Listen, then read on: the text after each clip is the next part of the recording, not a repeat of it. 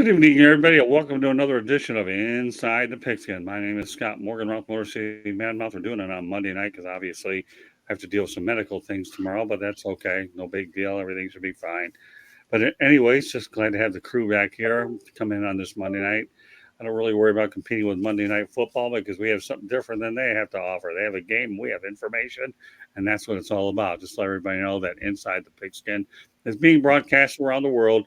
The audio version of Inside the Pigskin can be heard on iHeartRadio, Apple, Spotify, Google, wherever you get your podcast. Please hit the red subscribe button on YouTube, South Florida Tribune. We're striving for 1,000 subscribers.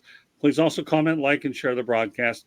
Want to be a guest? No problem. Participate in the chat room. That's one way to do it. Or send your topic ideas, southfloridatribune@gmail.com. If you want to advertise cost efficiently, call me at 954-304-4941. We broadcast live on Facebook, LinkedIn, Twitter, and YouTube. Website, www.southfloridatribune.com. Twitter, at Tribune South. Candy Ambling is behind the scenes. She's going to be doing a lot of things tonight to try to keep the website going. So, meanwhile, let me introduce the crew right to left. Bo, Football Talk with Bo. Glad to have you on, as always, Bo. Thanks for having me on, guys. Always fun.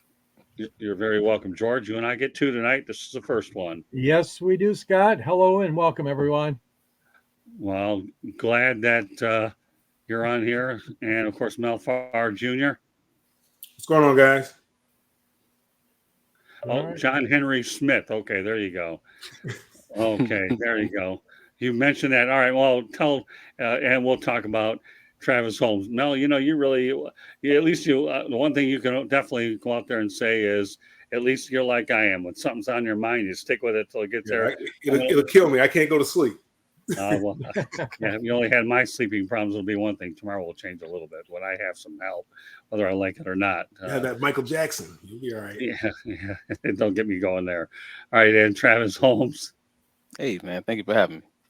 All right, well, we got the chat room going pretty well here. So here we go. Rhea Zagerman, family friend. Well, thank you very much, Rhea. Appreciate you very much. And good evening, gentlemen. Feather Freebird. That's one of Bo's people, isn't it? All right. It is. That's actually my mom tuning in tonight.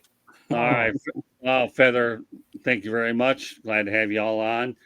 And I got a few topics, and then Mel's going to have a couple too. So I guess we have no choice based on the way that this episode, the Miami Massacre and more. I will say this, though, before we get to the game. I saw the Denver Broncos defeat the Atlanta Falcons 34-19 in Super Bowl 33. And I can tell you right now, Mike Shanahan and Johnelway aren't walking through that door, okay? Sunday was a different horror story for Denver. We know about the 70-20 loss, scoring the most points by an NFL team in a game since 1966. MikeMcDaniel could have added 3 more to set the record all time, but chose to take the high road and didn't do it. And yet they did it without Jaylenwaddle. So 70 points, 726 yards, and devonachne, 203 yards rushing. Not a bad day's work for the Miami Dolphins. All right, Bo, try to break down the Miami Massacre. I mean, damn. Almost 730 yards of total offense is absolutely insane. Less than 70 yards rushing for the Broncos. It's funny, as much as people are hating on Wilson for this, his stat line was almost identical yardage wise to Tua. They just didn't get in the end zone. But I mean, this one I don't put on Wilson. They were able to move the ball a little bit. This one I put on the defense couldn't get their way out of a box. Like it was bad. Well, look at it this way. Sean Payton's got a little irritated with a reporter for doing his job. Sean, do me a favor. Get a life, would you? All the guys just doing his job just because you didn't do yours. I mean, you're going to give somebody the right act for attempting to do his. So, Sean, you get the feeling that you still think that you're on TV. You're back in the NFL coaching. So it's not like you can say whatever you want and pretend you're in the broadcast booth. You are coaching. So leave us reporters alone. We're doing our job. All right. From one reporter to another, George. Unbelievable, guys. Unbelievable. 14 in the first, 21 in the second, 14 in the third, 21 in the fourth. I see a pattern here. I wonder if those numbers were played by all of our listeners out there, if they care to gamble at a lottery. I doubt it, but you never know. But Look at these stats. Unbelievable. 30 first downs, 735 net yards. Oh my God. I mean, it just goes on and on and on. I've never seen a game. I've never seen a blowout like this. And like you said, Scott, you got to go all the way back to 1966. Wow. And even I was around back then, guys. And I don't, of course, don't remember that one. I would have been only 9 years old at the time, but it's just unreal. I mean, it's a shameful, shameful display by the Denver Broncos. It really is. It looks horrible, and it must feel just as bad for all those fans that were hoping for a great season, or at least a potential. And there still is time left, I know, in the season, but boy, oh boy, what a setback for those plans for the Broncos to try to pull this out together this year. But one thing is that Miami showed, and they got it all sides of the game. Defense, offense, everything. I mean, they got a good shot this year. They really do, to go far in the playoffs. I really think so, guys.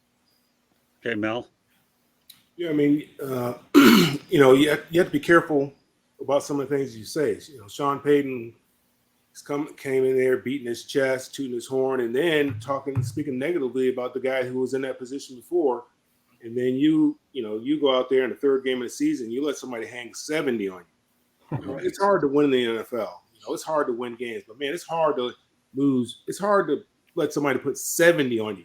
I mean, these guys are getting paid. Last time I checked, I mean, they should back up to the window. The defensive players, even Sean Payton, should be backing up to the window because he didn't earn that check last week. It's like a Big 12 score. I mean, but typically with a Big 12 team, it's like 50 to 55 to 53. 1,400 yards of offense. You're like, good God, did anybody pay any defense? I mean, there was nothing stopping Denver from putting up those kind of points. They could have scored some more points. Now, it's been hard to get 70, but they could at least put a 50 spot up there. But 70, I couldn't believe it because I was watching the Lions game, but I kept hearing my phone go off because, I'm in this fantasy football and my guys were doing well. And I'm like, and then I saw the final score. I'm like, I had to look at it twice. I couldn't believe it. 70. I mean, that's just unheard of. That's hard to do. It's hard to do.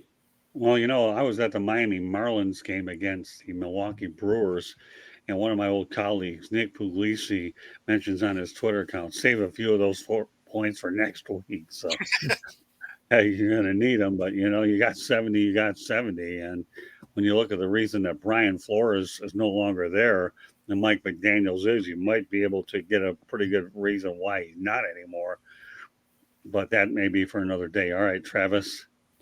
I mean, yeah, that's a heck of a loaded question. That's a lot going on between those two. One defensive, great defensive coach, when the other one is a pretty ridiculously good offensive coach.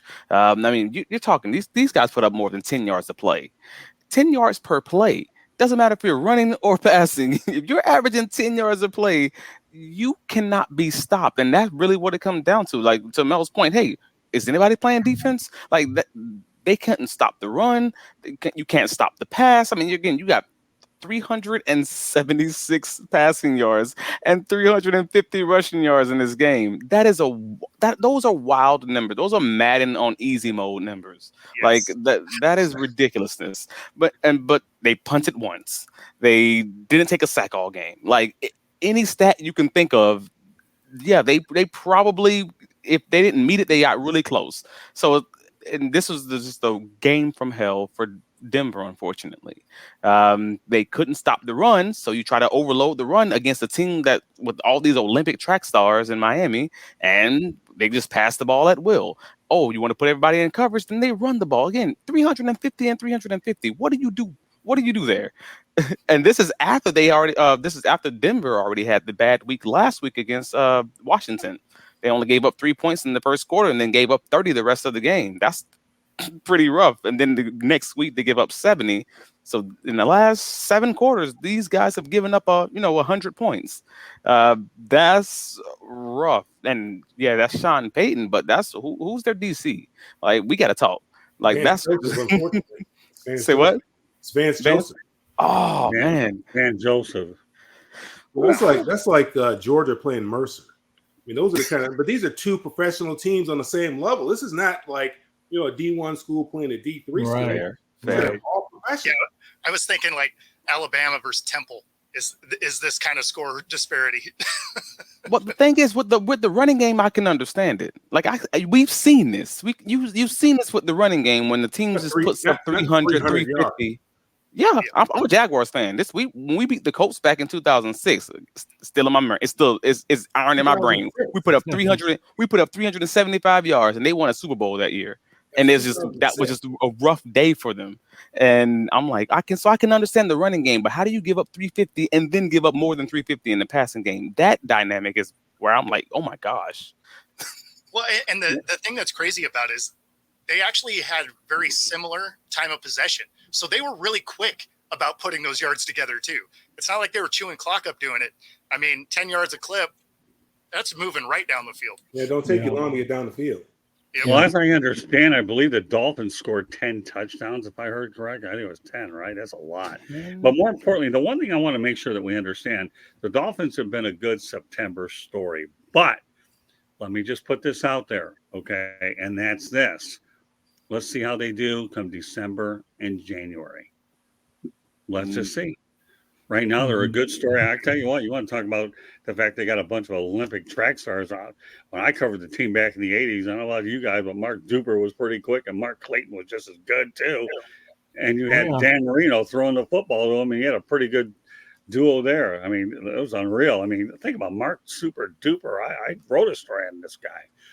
And as well as Mark Clayton. These guys are good receivers, but what they have now, you have Tyreek Hill. We all know that he's arguably one of the best receivers in the league, if not the best, and I'll allude to another one shortly. But, to the Dolphins' credit, Brian Flores, they let him go. MikeMcDaniels has done a wonderful job at Tua Tagovailoa. You have a good quarterback, head coach relationship, and you have an offensive mind in there that can build around Tua's skills. Again, the main thing, and even they have a good backup in Mike White. So, the main thing is keep Tua healthy, and they can sustain it for a long period of time. They can be dangerous anyways, but nobody's going to take this record away from them. They can definitely keep that along with their other records. So, but that said, I have two other topics I want to get to before I turn it over to Mel. All right, what was the worst loss, the Jaguars to Houston or Dallas to Arizona? Bo? I mean, as much as Dallas is getting hyped up, that was probably I wouldn't say it's uglier than that, Broncos loss. Like nothing's going to be worse than that. But it was a good win for Arizona. They've been in all three games. They were leading in all three games. They finally closed one out. I mean, they don't look like a team that is tanking. Okay, fair enough.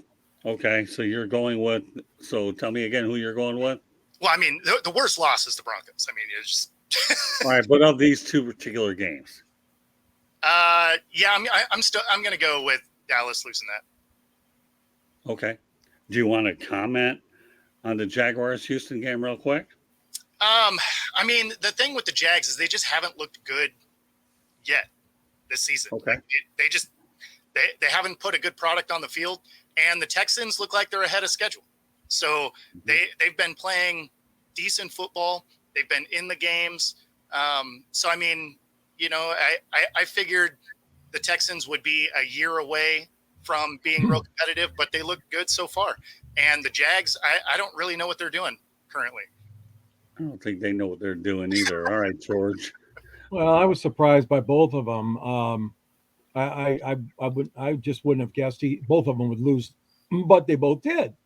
So Jacksonville, yeah, they're not showing much yet right now. Okay, they had a great finish last year, playoff run and everything, and now this year, I don't know. Maybe it's just taking a little bit more time. I think what's happening in pro football is with so many of these teams resting their starters in the preseason. Right. We're not getting a good look at what these teams really have good or not so good about them. So now these first few games is a feeling out kind of process. Some weird things are happening. Arizona 0-2, and then they pull that win over Dallas. I mean, yeah, I was surprised by that too. But early on, we're going to have this kind of stuff happen. I'm not trying to say you're going to get 70 points again, but that was a fluke. But anyways, it's weird because, like I said, a lot of these teams rest their starters, the Lions included. The Lions came out and beat Kansas City in game 1, which was a surprise to some. But then, they couldn't beat Seattle at home, which was a surprise to the home fans. But I'm just saying there's so much going on right now, guys, with teams, especially early on, this feeling out process. I think you really got to wait till, I think, Scott, you said it last week, till game like 5 or 6, till they have under their belt. And then we'll get a better picture of this. So to answer your question, they were both bad, but I agree with Bo. The Dallas one kind of surprised me more, that loss. That's a good answer. I like that. Okay, Mel. Yeah, without question, the Dallas loss. I mean, look, everybody expects Arizona to have the first pick in the draft. Nobody expected Arizona to do anything. The quarterback is hurt. Don't expect him back till second half of the season if he comes back at all this year. They got a rookie head coach in there, brand new, and then you have a career journeyman that's in there as the starting quarterback. Just signed with them, right before the start of the season, after the third or fourth week, or the third week of preseason, right? And traded for him. So nobody expected anything from Arizona, and I think that it showed with the way Dallas took the field. I mean, Arizona was much more physical than Dallas. I mean, they ran the ball. I think they found their kryptonite. They can, Dallas can be ran on, and you'll watch. The NFL is a copycat league. Watch what other teams try to do to Dallas. They're going to try to run the football and tell Dallas, hey, you stop this run. They let James Conner run over Rondell. I can't remember what the guy's name is, the rookie wide receiver. I mean, they let those guys run all over the place. James Conner, he's not he's a good back. He's not a great back, but he had a great day, and he was physical. He imposed his will on the team. So it's without question that loss was the most surprising loss. Okay. What do you think, Travis? I mean, I'm a Jags fan, so I'm obviously biased in this conversation. And even with that bias, I can still probably say it's the Cowboys' loss. But that's kind of with the caveat, because the Cardinals, everyone expected them to be bad. However, they've been winning every game they played this season at halftime. Like they have not looked like a team that's a true number 1 draft pick, the worst team in the league sort of team. And they finally just put it together one of these games again. But they have been the team for the first half of every game that they've played. So it's just became an interesting thing because the Cowboys hadn't really been tested. And they lost their starting corner, their all-pro corner this week. Had to, flip their defensive assignments and all of that. But to Mel's point, that doesn't impact stopping the run. They may have wanted to give that, their other corners, some Kevin Joseph and those other guys some assistance in the back end, but nevertheless, they still couldn't stop the run even when they had to. And that was something that everybody talked about in the Giants game. That was something they talked about in the Jets game. The only reason that the Giants and the Jets couldn't run the ball was simply because their quarterbacks were just dog. Their quarterbacks were just not good at holding on to the ball. So now they finally put that on tape, to your point, and we're going to see exactly how they're going to rebound, how they're going to flip it. Knowing that this is going to be their defense for the rest of the season. Help is not on the way. So I'm going to go with the Cowboys game. However, I will say that Houston's had Jacksonville's number for the last 7 years, 6 years. We've literally been their first win every season since 2019. Yeah, I let you talk longer. Then I let you talk longer, and you took the words out of my mouth. Is what you did, but that's okay. My bad. You fall into the GMTA category. Great minds think alike, and that's exactly where you are. No problem. I'm glad that you said that because I was going to say it anyways. Yeah, the Texans have always played the Jaguars stuff. I'll tell you what, though, I am going to say, and Candy Ebling is now not behind the scenes, but now she's in the chat room. Arizona hasn't looked like the bad news bears this season. That's true. That's true. All right, so let me reiterate another point. I'm going to give you guys an analogy that you're only going to hear on Inside the Pigskin. Dak Prescott has something in common with NASCAR. What does that mean? He's got something in common with NASCAR? You never know when the big one's going to hit. My gosh, last year when we saw the Cowboys, okay, we were waiting for the deck. Where does the deck implode? Okay. And you know what? He's got more lives than Morris, who had 9. Yes, Zeno, this guy is unbelievable. So you think about it. When he threw that interception yesterday in Arizona, same old deck. What a contract extension. You can get them that way. That's for sure.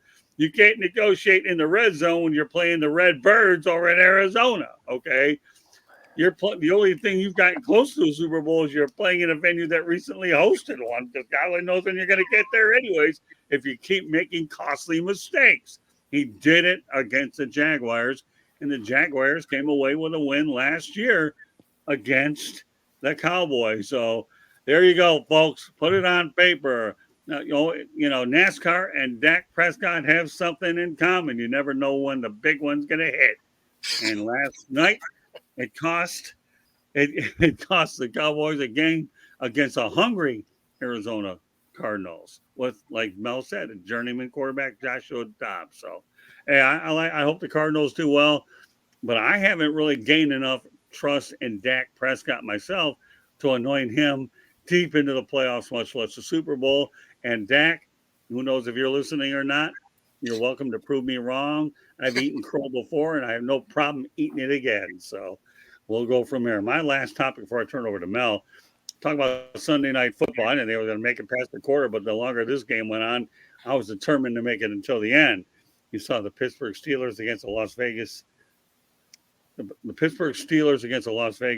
Raiders, and the Steelers ended up winning at 23-18, excuse me. So Davanteadams, nice game, 13 for 172 yards. I got to tell you, this one reminded me of the old days, when Pittsburgh and Oakland, of course, now we always like to have those relocation situations, but there's still the Steelers and the Raiders, regardless of what city you have. So what's your take on this game, Bo? What you saw? The only thing I'll mention before you say anything is I felt like I needed a geography lesson last night because with all those terrible towels over in Vegas, I could have sworn I was in Pittsburgh. We can call Legion Stadium, was it Ackshire Stadium, I think, something like that, West. Because judging by that crowd, take it from there, Bo. Yeah, I mean, obviously in this game, the 3 interceptions were what sealed the deal for the Raiders. Anytime you're losing the turnover battle, especially, if you're -3 on it, the odds of you winning is so low. And that's on Jimmy. I mean, most of those were ugly passes. He could have actually had another couple of them throughout the game. So, yeah, I mean, just Jimmy being Jimmy. Honestly, that was one of the biggest things with this game because it's not like either offense looks amazing. So. And now he's in concussion protocol. I should mention one thing about the Texans, though. Their future really does look bright with cjstroud at quarterback. Didn't mention it, but want to get it in there. But yeah, I mean, now Jimmy Garoppolo is in concussion protocol. All right, George. Yeah, I think Kenny Pickett he held his own. He held his own. He had a good game. I was kind of surprised. I didn't think Pittsburgh. That's a long trip to travel all the way to Vegas, and I give them credit. But like you were saying, Bo, on the other side of the ball, they weren't doing too well. Jimmy did not look good. I don't believe either. I thought he didn't have it. His crispness of his passes wasn't there. It wasn't consistent throughout the game. But I do give Pittsburgh credit. I mean, the Steelers, they always find a way to somehow get big games and win big games, and that goes back to that great heritage they got under the Rooney family and everything. And Mike is such a great coach. I mean, they deserve to win. They deserve to win. They came out there a bit of a slugfest most of the game, but they deserved it. So I'm happy for Pittsburgh. Raiders again they usually start out bad, and they've started out 1-2 now. Oh well, a lot of teams are 1-2, but they got time to recover. But they sure didn't show me enough yesterday. Well, bear in mind, Josh McDaniels makes a bold move. He's out there kicking a field goal, thinking he's going to get the ball back. Yeah. And it didn't work out that way. And we all know that Miketomlin, to me, anybody that thinks about getting rid of him is out of their mind. I hope they don't. But Josh McDaniels came in with a lot of expectations, and thus far he hasn't lived up to. And we'll turn it over to Mel. It was an old-fashioned slugfest. I mean, that's the way Pittsburgh wants to play. I mean, they want to run the football and they want to play tough defense. I mean, Jimmy was under a lot of pressure all night. He was under duress all night long. I think he got hit, I don't know how many times. He's in the concussion protocol right now. It was a tough, hard-fought game. The way the Steelers, they want to muck it up, and that's the kind of game that it was. Kind of like how they used to play back in the 70s when John Madden was coaching and Chuck Noll was coaching. John Madden was coaching the Raiders and Chuck Noll was coaching the Steelers. It's just one of those, I enjoy it because I like those kind of struggles, those defensive battles, running the ball, tough-nosed football. But, the Raiders, you can't put this all on Jimmy. I mean, yeah, he made some bad throws. There's without question. I mean, he made a couple. The last one, I don't know what he was thinking about doing, what he was thinking about. But, maybe because he was concussed, he was seeing 3 or 4 folks, and he just threw it out there and thought he was hitting his guy. But, I mean, that was a terrible throw. But, they were in the game. They got back in the game. The Steelers let him get back in the game. And, for a little while, it looked like it was going to be a blowout. Then all of a sudden, the Raiders scored, and I think they converted a 2-point conversion. You're like, okay, all of a sudden we got a game here now. They're within 1 score, and they had some opportunities, but the Steelers ended up shutting the door on them. But that it was a good game for me to watch. I enjoyed it. I'm sure maybe not a lot of folks around the country enjoyed it, but I certainly did. Well, I know I did. I like those old-fashioned slugfests, let alone when you have the Steelers and the Raiders playing. Growing up as a kid, it was always a treat to watch. I like your analogy about seeing which one of those 4 players you could hit. Reminds me of the analogy on Rocky. Hit the one in the middle. Right. I couldn't help it. All right, I'll leave it to you, Travis. So this feels like let me be clear. I believe that this loss was specifically on the shoulders of Jimmy G. Like Jimmy G was brought in to be that quarterback who was efficient, who was going to move the ball, who's going to run the offense within the within the scheme for the coach, as far as that he's not the guy who's going to do anything more than what you're asking him to do when you draw this up on that whiteboard, but he's going to run the offense in that way. That is who he always has been, and that is what he was brought in to do, because the previous quarterback would not run the scheme of the offense. He didn't do that this week. If he doesn't throw those 3 interceptions, if this is just a 1 interception game, the Raiders probably win this game. I think that's a fair assessment. Like, I think that's just me stepping back and saying, hey, just 1 instead of 3, and they probably win this game. And it's still a tight, hard-fought win, but they're probably, up at, if not winning that game for sure. And the reason I say that is because Kenny Pickett looked more like Jimmy G, and Jimmy G looked more like Kenny Pickett in this in the way that this worked out. And it's such a weird dynamic how that kind of went. And Josh Jacobs, the Raiders are kind of they're in a tailspin right now because they don't really have an offensive philosophy. They don't really have a team philosophy right now. Last season it was they're going to ride Josh Jacobs and then they're going to use that off the play action. They're going to just beat deep ball team that way. Cool. Everybody understood that. Devontae got his yards. Josh Jacobs got his yards. Carr got his yards. Whatever.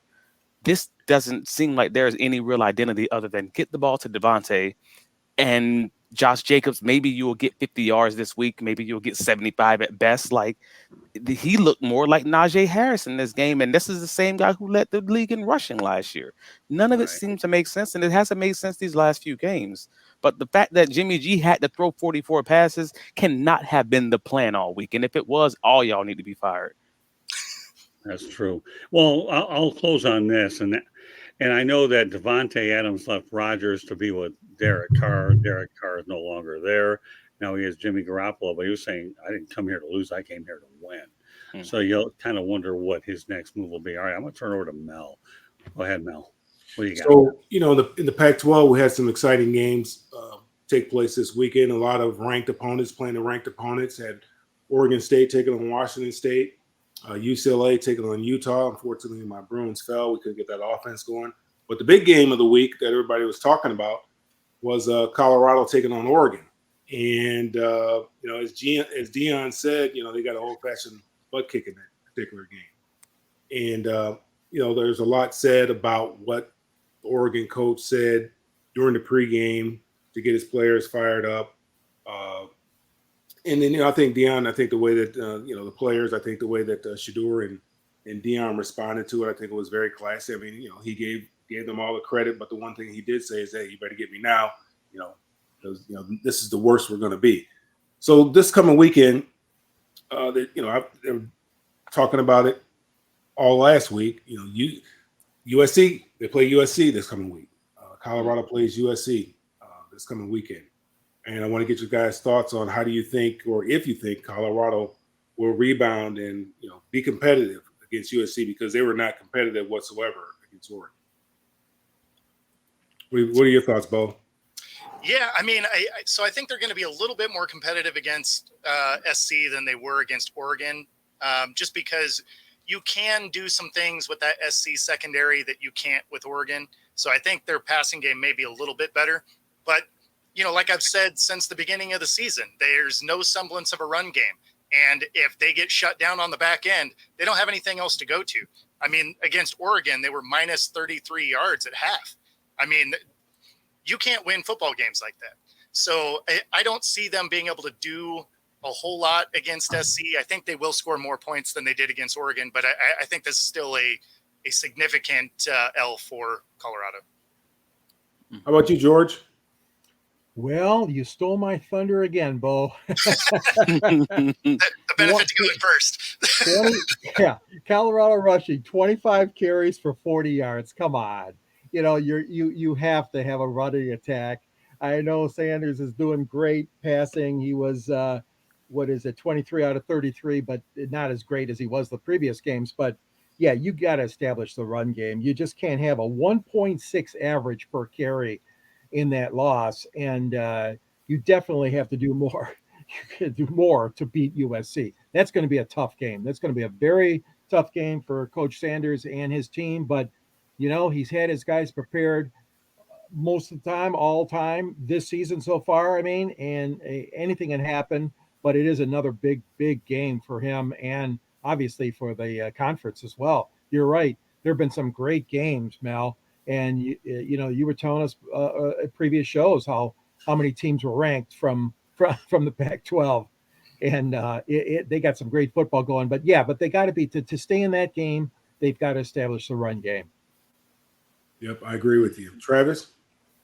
Yeah, and this is the problem. I mean, we always knew this was what the schedule looked like. So this is not news to anyone. We've talked about this in a few weeks. We've all wanted to look forward to those 2-3 games that were coming, and they're here. And oh boy, it's not great, because we all knew, hey, if they're going to win, they're going to win on that spread offense, just outscore you kind of situation. Unfortunately, they went against They were a solid team who was who was ahead of schedule, but not where they needed to be. And they didn't have the defensive lineman and the offensive lineman. We talked about that literally 2 weeks in a row. Even when they were winning, it was a known that they were light in the pants in those spots that matter. And this is where football is truly won and lost. And unfortunately, after getting punched in the mouth last week, and we talked about that also, it was going to be on film, and someone was going to say, all right, cool. Now we know that's a weakness, and they're going to exploit it until they stop them. Well, they played against the Buzzsaw, who was already averaging more than 45 points a game, and they scored what was the final score? More than 45 points. 42-6. Right. So, and you're a team who already, we knew you couldn't run going into the game. And the main way to beat Oregon is to run the ball, shorten the game, do basically what Texas Tech did to them. And you have a one score game at that point. They couldn't do it, and they haven't been able to do it against lesser competition. And now we have that whole Spider-Man emoji where they're pointing to each other, because that's what Oregon is versus USC. It's just another buzzsaw who averages 40-45 points a game, and you're going to have to be able to run the ball, and they're just not going to be able to do it. It's not about you can only scheme it up so much. At the end of the day, it's guys on guys, and they don't have the guys right now. They just don't have the horses up front. Yeah, I think the dagger, the Oregon sent them a dagger early when they went to that fake field goal deep in their own territory and had that 300-pound lineman run that the fake punt. I mean, it wasn't like 4th and 1. I mean, it was like maybe 4th and 4 or something like that. It was long, and it had a big 300-pounder out there just lumbering, and he got about 18-19 yards. So this is a topic that we kind of stayed away on this. Oh, well, here, hold on, Mel. I have an opinion every once in a while, so I think Go ahead. I'm going to go ahead and chime in on this one. Okay, number one, I'm expecting a 21-point win at least by USC. It may not be as bad, but just to let you know that speech by the Oregon coach rivals anything that Newt Rockne would ever come up with. Clicks. Newt Rockne wouldn't come up with the word clicks way back in the day, win from whatever. So as far as I'm concerned, even Mario Cristobal, my Miami Hurricane, didn't worry about making sure my answer is designed to get you clicks. He's a straight shooter. But this character you got out in Oregon, I'm telling you, he's making him. I'm impressed with the coaching job he's done. I really am. He's the one who replaced my man Mario. So I call Mario Cristobal Super Mario. By the way, my Canes did beat Temple this week, 41-7.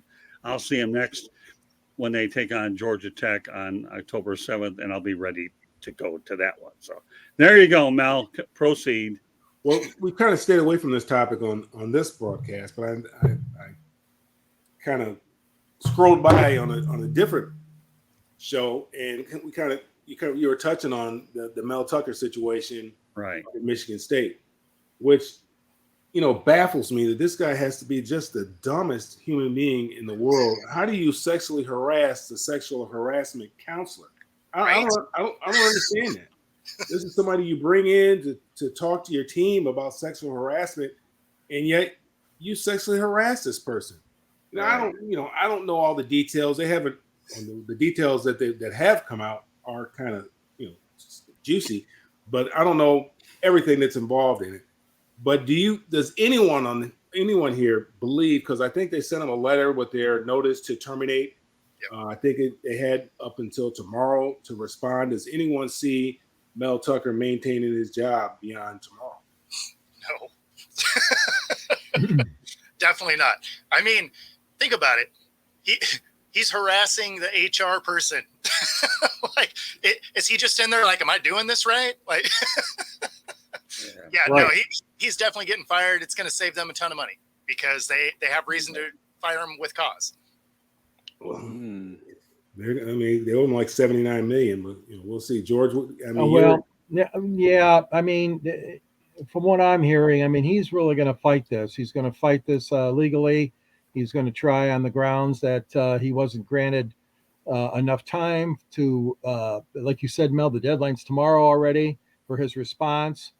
I think he's definitely he's building a case, but the case is to save some money and earn more money, to get more money out of this settlement that he's searching for. The case would not be to save his job. No, I agree with you guys. I mean, there's no way he's going to be coming back there. And it is silly the way he went about it. I mean, my personal opinion, like you said, Mel, you don't pick any situation, but that's the worst situation he picked to be interested romantically with somebody. But I'll tell you what, they look bad. The team is struggling right now. They've lost 2 in a row, and they're really looking bad. So it's going to be it could get uglier and uglier this season for MSU, Michigan State.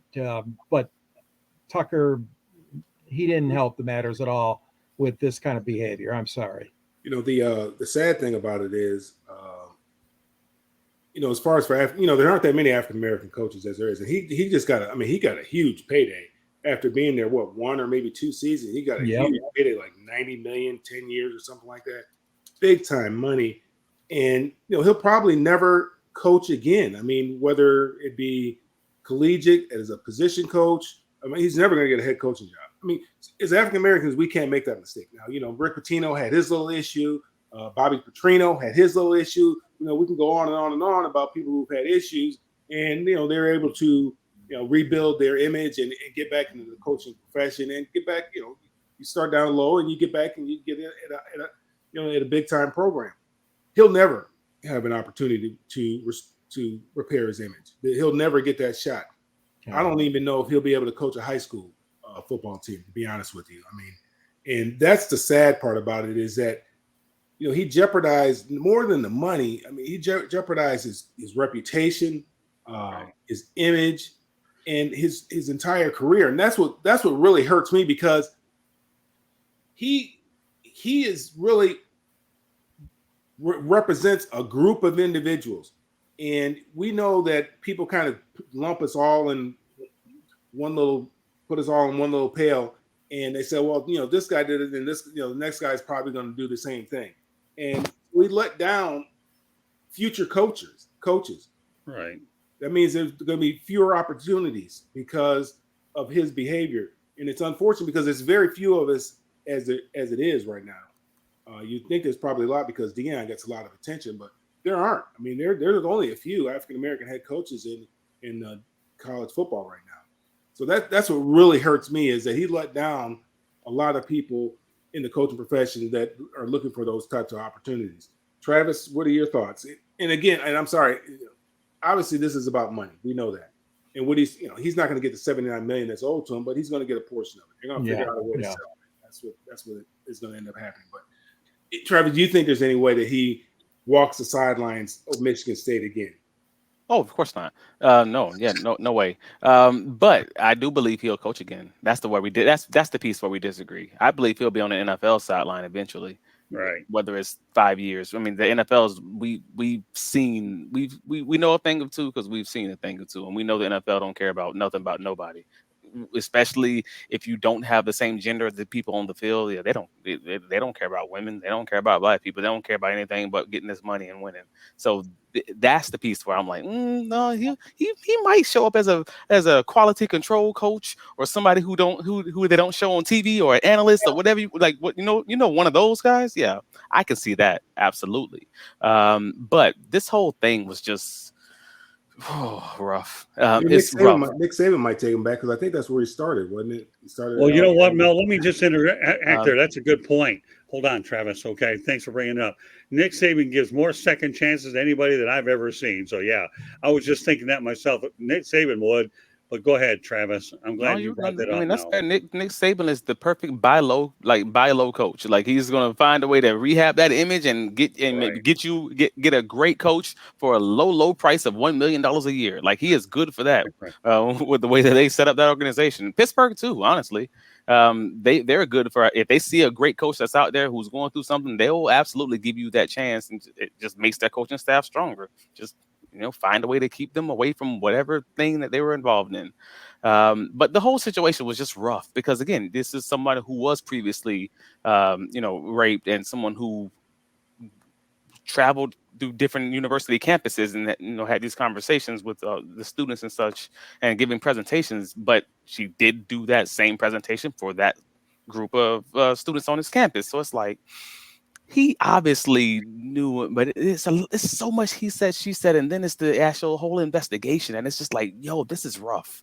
And this is so rough, because no one's not going to believe the person who literally traveled the nation to give these conferences about rape and being, like even if that person wasn't telling the truth, there's no scenario where you don't believe that person, unless you just have it on tape that they're just obviously like the worst person in the world. Like, so, and that's the piece of this that it has me a little bit, if I'm being real with you, just because it's like, there's no evidence that's going to prove him right or wrong.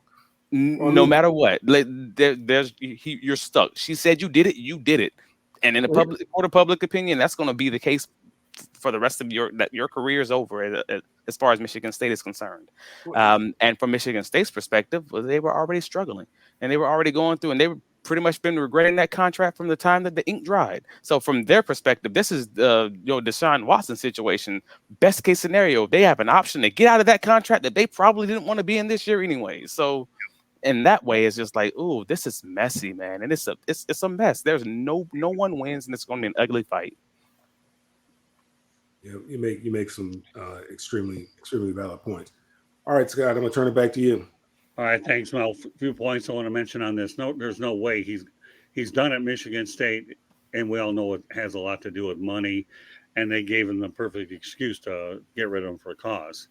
Number two, okay, I could see him coaching in the pros. They don't care. You put him anywhere you want, any sideline. It's a decision of the coach. But the one thing we can't lose sight of at Michigan State, and that's why I like being last in this, is they are still that university is still dealing with the issues of Larry Nassar. Do you think that they want this to hold on and linger on anything that they do with Larry Nassar? You cannot have overly too much embarrassment at one university like we're seeing with Michigan State and Larry Nassar, which would hamper the university's image and the ability to recruit. Now, do I think he could end up in the XFL, USFL? I don't know. I mean, think about it for a minute. Wasn't it Art Briles that they didn't want anything to do with him in the Canadian League? And then all of a sudden they thought twice about it? You never know. But different animal. Michigan State has a very bad reputation. I said this on the Sports Exchange on Wednesday night, and that's this. I think one guy who should be on their speed dial is Jim Leonard, the former coach at Wisconsin. And I say that because he's been in the conference, knows it real well, and I think Jim Leonard is worthy of that opportunity. I'm sure there's a lot of other names, and we'll spend more time breaking down the candidates. But for all intents and purposes, keeping it on Mel Tucker, Mark D'Antonio is there to try to help out as much as he can. I'm sure he'll probably help in the coaching search a little bit. But as far as Mel Tucker, you better negotiate everything you can because you'll have something in common with Colin Kaepernick. You'll be blackballed because of something like this. It's hard to get a job when your name is out there for all wrong reasons. I just want to put one more comment that's in the chat room that's worth a topic. And then coming up after Inside the Pigskin, we're going to have Fire Up Michigan with Jeremy Ballrick, Butch Davis, myself, and George Eichhorn. Jeremy Ballrick puts us the Bears versus Broncos for the first pick, or is it Minnesota versus the Panthers? All right, well, that's a really good question. So I'll go ahead and take it over to Bo, and then we'll wrap up the show on this front with Jeremy. What do you think? Man, the North is just bad. Like it could definitely be the Bears, especially the way they're unraveling now that you have, your quarterback calling out coaching. That generally doesn't bode well for having a successful season. And then calling out receivers too. Like none of that says that that's going to be repaired quickly. So as bad as the other teams are playing, I think the Bears have a real shot at that number one pick, the way that they're kind of unraveling themselves. Okay, George. Yeah, the Bears just look putrid again, and it's sad. It's sad. That whole situation there in Chicago is a really bad situation, and they gotta really look themselves in the mirror more than once. Everybody from the top on down, they are obviously in bad straits. So I would say the Bears are definitely in contention for the first pick. Minnesota again surprises me to a certain extent. They lost a lot of weapons they had last year. Last year, it looks like maybe more of a fluke, them winning the division, winning as many games as they did. But I'm telling you that there's still a lot of football to be played. I still think Minnesota is going to at least be competitive the rest of the way, more so than the Bears will. And he's got down Broncos or Panthers. Hey, take your pick. But I would say the Panthers probably would be more likely than the Broncos to be challenging for the worst. Yeah. No. So did the Bears have the first pick? The Bears had the first pick last year, didn't they? And traded away. Yeah, they traded it to Carolina to get Bryce Young. That was Lovey's parting gift to Houston. That last game.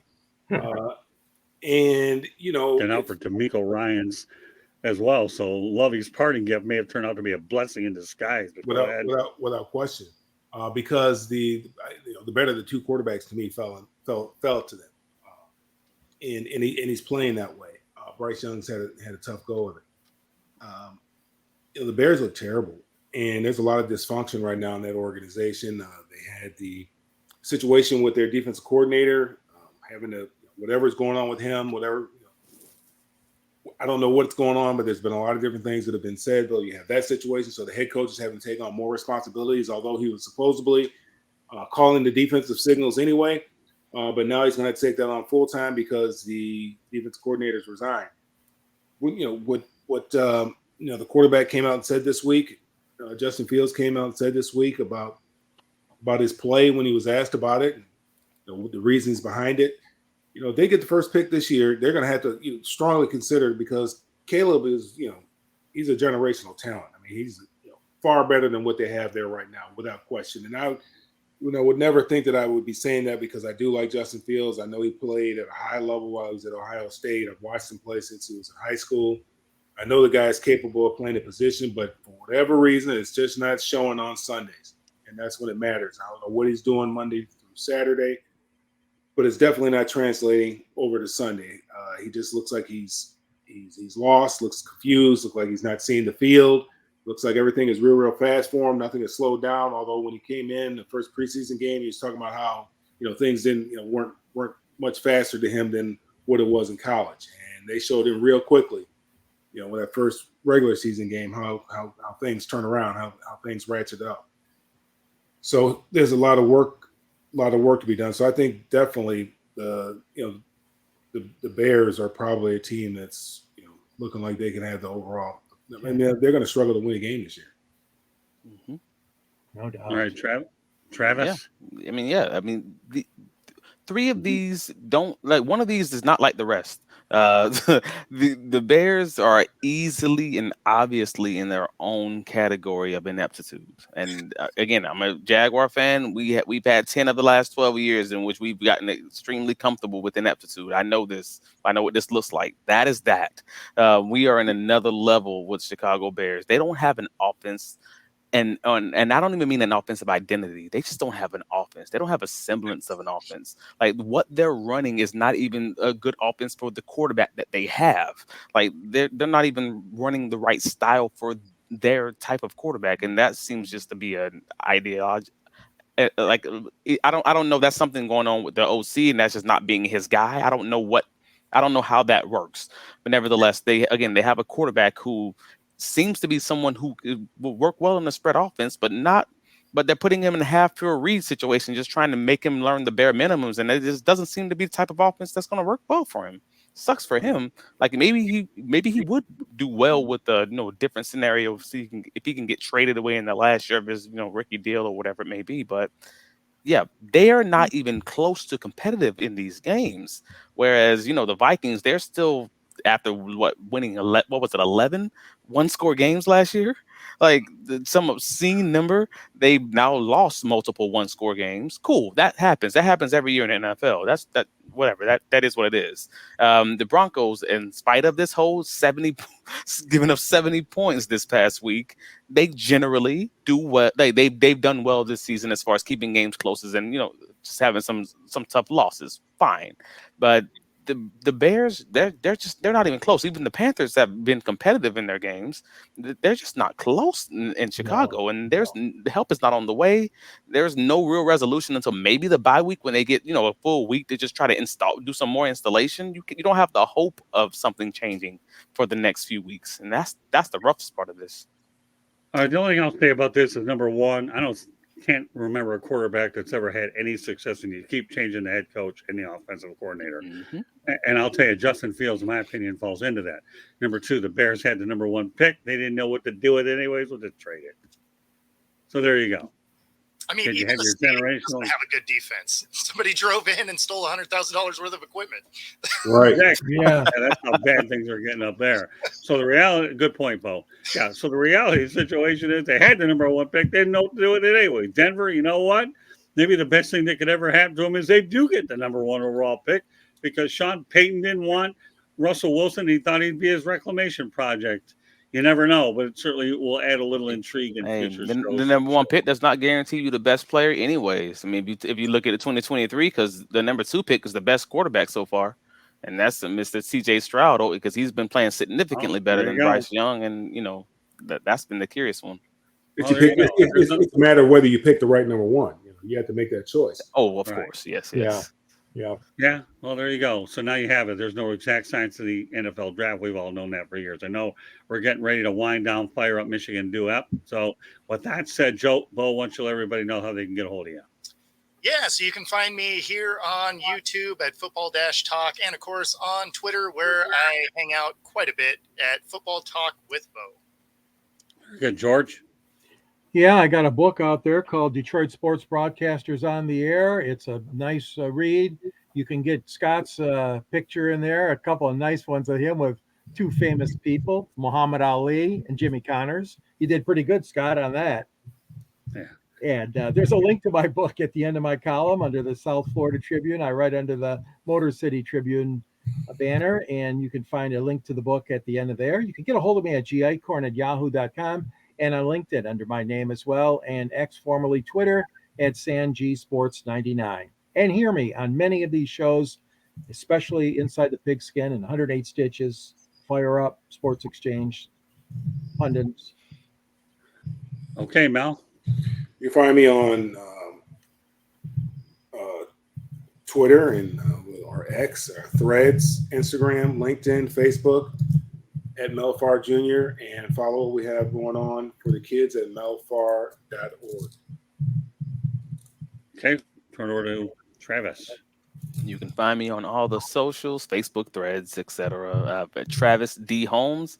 You can also find me on Twitter with the same name, like Lightbulb. Very active on Twitter these days. You can find my writings on bigcatcountry.com, where I cover the Jacksonville Jaguars, the news correspondent, and yeah, you can find me here every week. And you can also find, if you're a Jacksonville Jaguars fan, or if you happen to be facing us or just want to find out about some Jacksonville Jaguars fantasy information. We also have a podcast on Fridays with the Duval Dive. Very good. All right. And just one more reminder, in case you're joining us right now, that Inside the Pigskin is being broadcast around the world. The audio version of Inside the Pigskin can be heard on iHeartRadio, Apple, Spotify, Google, or wherever you get your podcasts. Also, please hit the red subscribe button on YouTube, South Florida Tribune. We're striving for 1,000 subscribers. We're over 900 now, so please help us get to the finish line. Please also comment, like, and share the broadcast. Want to be a guest? No problem. Participate in the chat room. Had a good turnout tonight. Want to thank everybody that did participate in the chat room. Also, send your topic ideas to southfloridatribune@gmail.com. Want to advertise cost efficiently? Call me at 954-304-4941. We broadcast live on Facebook, LinkedIn, Twitter, and YouTube. Our website is www.southfloridatribune.com. Twitter at Tribune South or X at Tribune South. Either way, Candy Ebling is behind the scenes and is also the mastermind behind the website. And I am working on a book, adjusting the new media. I'll be getting more details as time goes on. So meanwhile, I want to thank my crew for doing a wonderful job, as they always do. And we look forward to seeing you next week on Inside the Pigskin. So on behalf of Bo, George, Mel, Travis, and of course myself, this is Scott Morganroth, the Motor City Madmouth. Thank you for joining us. We will catch you the next time. Have a great week, everybody.